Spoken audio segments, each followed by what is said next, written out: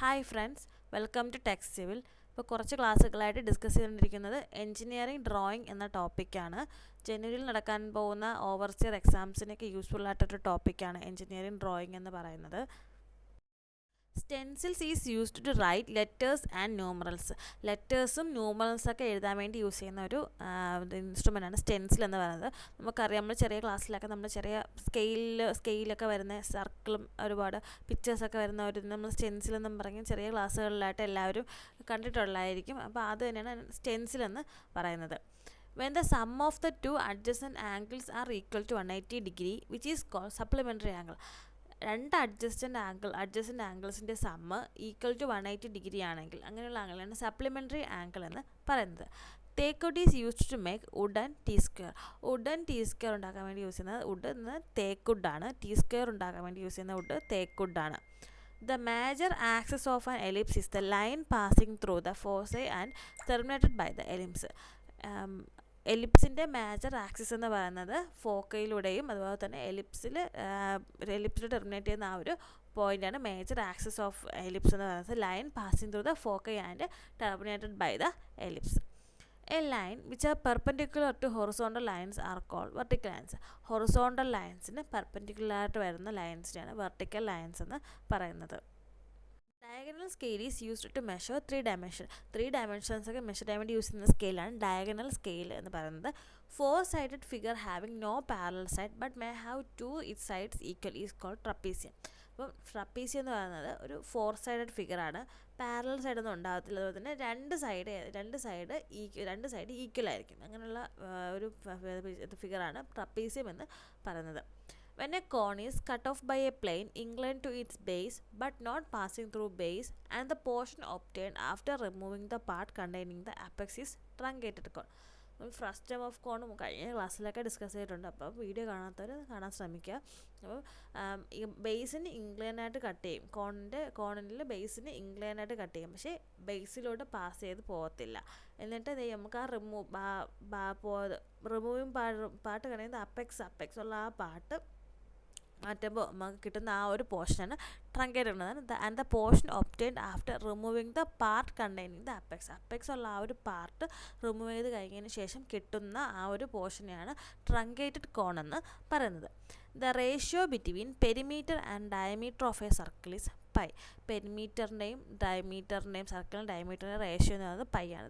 ഈ സിമ്പിളാണ്. അത് പെരിമീറ്റർ എന്ന് പറയുമ്പോൾ 2πr, ഒന്നിക്ക് ആറിൻ്റെ ടേംസിൽ അല്ലെങ്കിൽ ഡിയുടെ ഡയമീറ്ററിൻ്റെ ടേംസിൽ, ഒരു റേഡിയസിൻ്റെ അല്ലെങ്കിൽ ഡയമീറ്ററിൻ്റെ ഇതിലിടാം. അത് പൈ ഡി എന്നാണ് പറയുന്നത്. 2r എന്ന് പറഞ്ഞാൽ ഡയമീറ്ററാണ്. അപ്പം ratio between the perimeter 2d വരും ഡിവൈഡഡ് ബൈ ഡയമീറ്റർ എന്ന് പറഞ്ഞാൽ d ആണ്. അപ്പോൾ നമുക്ക് ഡിയും കട്ട് ചെയ്ത് പോകുമ്പോൾ ആൻസർ പൈ കിട്ടും. അതാണ് ratio between perimeter and diameter pi എന്ന് പറയുന്നത്.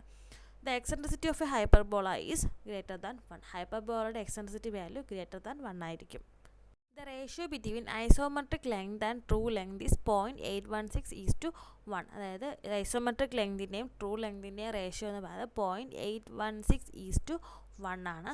The layout plan are drawn to a scale not less than 1:500. ഇത് പ്രീവിയസ് ആയിട്ട് ചോദിച്ചിട്ടുള്ള ഒരു ക്വസ്റ്റ്യൻ ആണ്. ഈ റേഷ്യോയും ചോദിച്ചിട്ടുണ്ട്, ഐസോമെട്രിക് ലെങ്തിൻ്റെ ട്രൂ ലെങ്തിൻ്റെ റേഷ്യോ ചോദിച്ചിട്ടുണ്ട്. അതുപോലെ ഈ ലേഔട്ട് നമ്മൾ നോട്ട് ലെസ് ദാൻ 1:500 സ്കെയിലാണ് നമ്മൾ വരയ്ക്കുന്നത്. When the object is placed in first quadrant such that it is between the projection plane and the observer, when the obtained projection is called first angle projection. അപ്പോൾ object first ക്വാഡ്രാന്റിൽ place ചെയ്തിരിക്കും. അതുപോലെ തന്നെ ഈ and such that between the projection plane and the ഒബ്സർവറിനും projection പ്ലെയിനിനും ഇടയിൽ object place ചെയ്തിരിക്കുന്നു. ഫസ്റ്റ് ക്വാർട്ടറിലായിരിക്കും. അതായത് എന്നിട്ട് ഈ ഒബ്ജക്റ്റ് എന്ന് പറയുന്നത് ഒബ്സർവറിനും പ്രൊജക്ഷൻ പ്ലെയിനിനും ഇടയിലാണ് പ്ലേസ് ചെയ്യുന്നതെങ്കിൽ അതാണ് ഫസ്റ്റ് ആംഗിൾ എന്നാണ് ആ പ്രൊജക്ഷൻ ഫസ്റ്റ് ആംഗിൾ പ്രൊജക്ഷൻ എന്ന് പറയുന്നത്.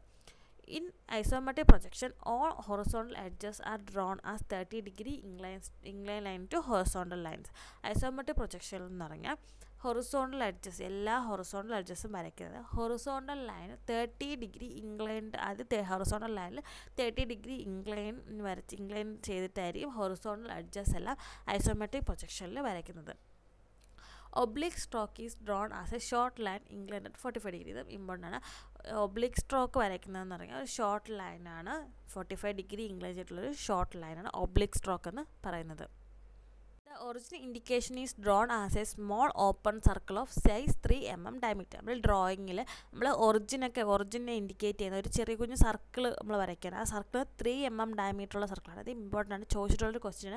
ആ ഒറിജിൻ നമ്മൾ വരയ്ക്കാൻ യൂസ് ചെയ്യുന്ന ആ സർക്കിളിൻ്റെ ഡയമീറ്റർ എത്രയാണ്? 3 mm ഡയമീറ്ററാണ്. In cabinet oblique projection, the angle between the plane of projection and the line of projection is 63 degree 26 minutes. Cabinet oblique projection എന്ന് പറഞ്ഞാൽ പ്ലെയിൻ ഓഫ് പ്രൊജക്ഷനും ലൈൻ ഓഫ് പ്രൊജക്ഷനും തമ്മിലുള്ള ആംഗിൾ എന്ന് പറയുന്നത് 63 ഡിഗ്രി 26 മിനിറ്റ് ആണ്. ഇതും important ആണ്, ചോദിച്ചിട്ടുള്ളൊരു question ആണ്. As per BIS, engineering scale is available in 8 set.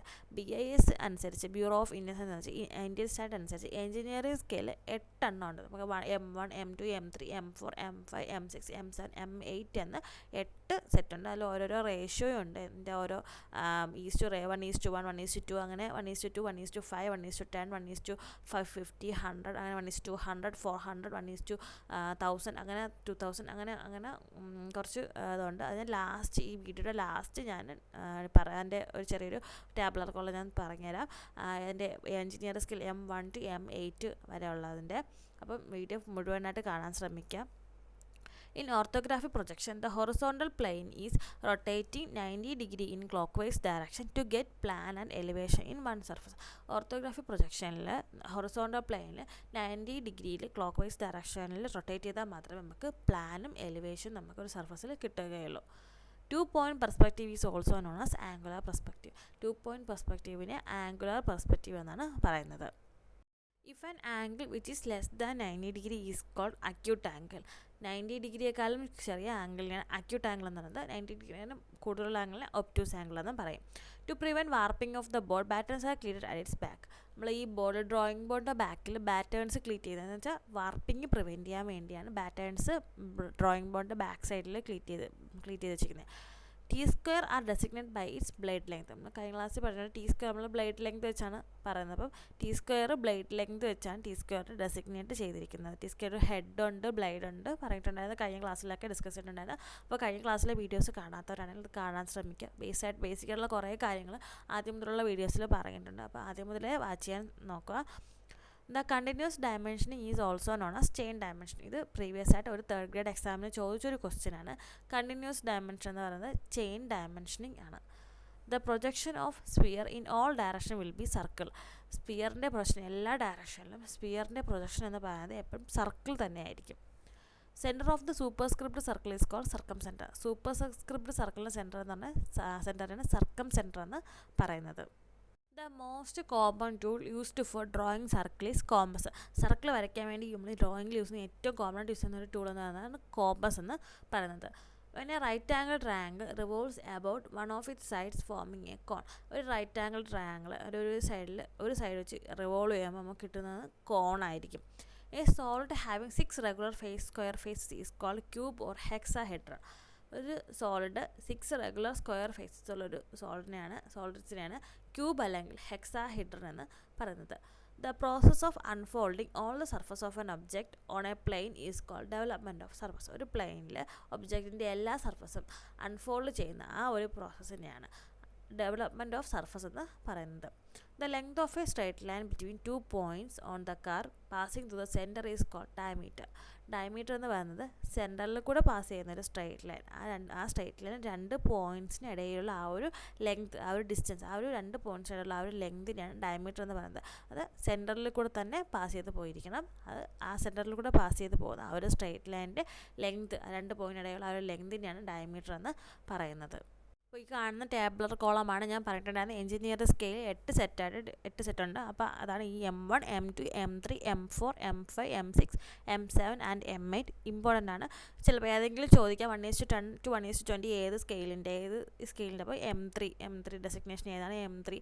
അങ്ങനെയൊക്കെ നമ്മൾ ഡ്രോയിങ് ബോർഡിൻ്റെയും നമ്മൾ A4 പേപ്പറിൻ്റെയൊക്കെ നമ്മൾ പേപ്പറിൻ്റെയൊക്കെ ഡയമെൻഷൻസ് നമ്മൾ അതേപോലെ ജസ്റ്റ് ഒന്ന് പഠിച്ച് വെക്കുക. M1ൻ്റെ 1:1 to 1:2, M2 1:2.5 to 1:5, M3 1:10 to 1:20, M4 1:50 and 1:100, അങ്ങനെ M8 വരെ പഠിച്ച് വയ്ക്കുക. അപ്പോൾ ഇത്രയാണ് ഇന്ന് ഡിസ്കസ് ചെയ്യുന്നത്. വരുന്ന ക്ലാസ്സുകളിൽ പ്രീവിയസ് ആയിട്ടുള്ള ക്വസ്റ്റ്യൻ പേപ്പറും ഡിസ്കസ് ചെയ്തതായിരിക്കും. ജനുവരിയിൽ ഓവർസീ ഗ്രേഡ് 2 എക്സാംസ് നടക്കുന്നുണ്ട്. അപ്പോൾ പ്രീവിയസ് ആയിട്ട് ചോദിച്ചിട്ടുള്ള ക്വസ്റ്റ്യൻ പേപ്പേഴ്സും ഇനി അതുമായിട്ട് റിലേറ്റഡ് ആയിട്ടുള്ള വീഡിയോസ് ചെയ്യുന്നതായിരിക്കും. അപ്പോൾ ടോപ്പിക്കും ക്വസ്റ്റ്യൻ പേപ്പേഴ്സും കൂടി ആയിരിക്കും ഡിസ്കസ് ചെയ്ത് വരുന്നത്. അപ്പോൾ വീഡിയോ ഇഷ്ടപ്പെട്ടെങ്കിൽ ലൈക്ക് ചെയ്യുക, സബ്സ്ക്രൈബ് ചെയ്യാത്തവരാണെങ്കിൽ സബ്സ്ക്രൈബ് ചെയ്യുക. ഓൾ എന്ന ഓപ്ഷനോടെ പ്രസ് ചെയ്താൽ മാത്രമേ എല്ലാ വീഡിയോസിൻ്റെ നോട്ടിഫിക്കേഷനും കറക്റ്റ് കിട്ടത്തുള്ളൂ. വീഡിയോ ഇഷ്ടപ്പെട്ടെങ്കിൽ ലൈക്ക് ചെയ്യുക, ഫ്രണ്ട്സിനൊക്കെ ഷെയർ ചെയ്യുക. Thank you for watching.